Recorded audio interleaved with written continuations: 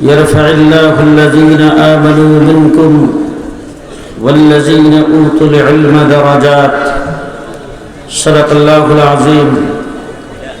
وقال رسول الله صلى الله عليه وسلم عليكم بسنتي وسنة الخلفاء الراشدين المهديين. وقال عليه الصلاة والسلام إن العلماء ورثة الأنبياء. وقال عليه الصلاة والسلام علماء أمتي كأنبياء بني إسرائيل أو كما قال عليه الصلاة والسلام.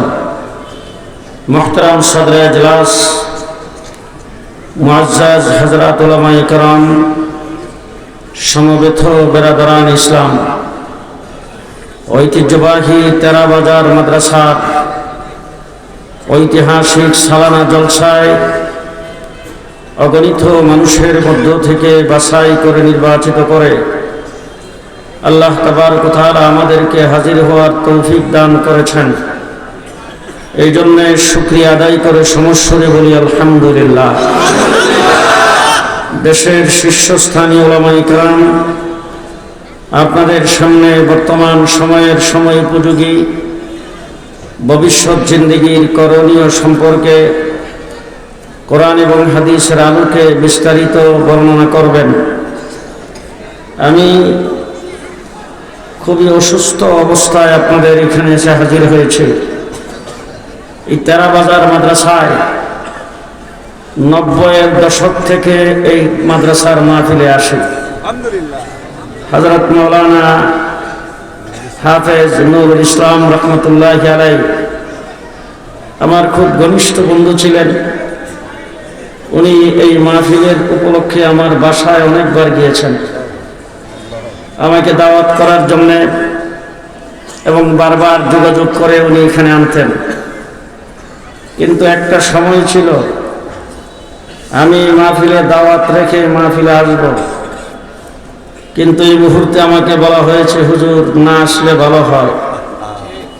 কি কারণ? কারণ হলো আমাদের কমিটির নিষেধ, প্রশাসনের নিষেধ। আমি এখানে মাহফিলে এসেছি, আসার পরেও আমাকে বিভিন্ন জায়গা থেকে বলা হয়েছে হুজুর একটু সাবধানে কথা বলতে হবে। গোটা বাংলাদেশের কোন মসজিদের ইমামের মেহরাব নিরাপদ ছিল না, কোন জুমার মসজিদের খতিবের মিম্বর নিরাপদ ছিল না, কোন ইসলামী সম্মেলন ওয়াজ মাহফিলের স্টেজ আলেমদের জন্য নিরাপদ ছিল না।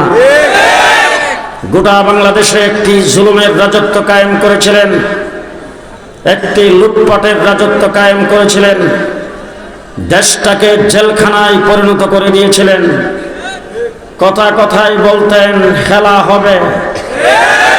গত 15 বছর খেলার মাঠে ছিলাম, জেলখানায় গিয়েছি। জেল থেকে জেলে যাওয়ার আগে যেই ভাষায় কথা বলেছি, জেল থেকে বের হয়েও ঠিক সেই ভাষায় কথা বলেছি। 15 বছর শাপলা চত্বরে তোমাদের সাথে খেলছি, খেলার মাঠে আমরা 15 বছর ছিলাম। কিন্তু দুঃখ এই জায়গায়, তোমরা তোমাদের সাংগঠনিক শক্তিতে খেলতে আসো নাই, তোমাদের কর্মী বাহিনীর শক্তিতে আমাদের সাথে খেলা করো নাই, তোমরা প্রশাসনের অস্ত্রের বিনিময়ে আমাদের সাথে খেলতে এসেছ।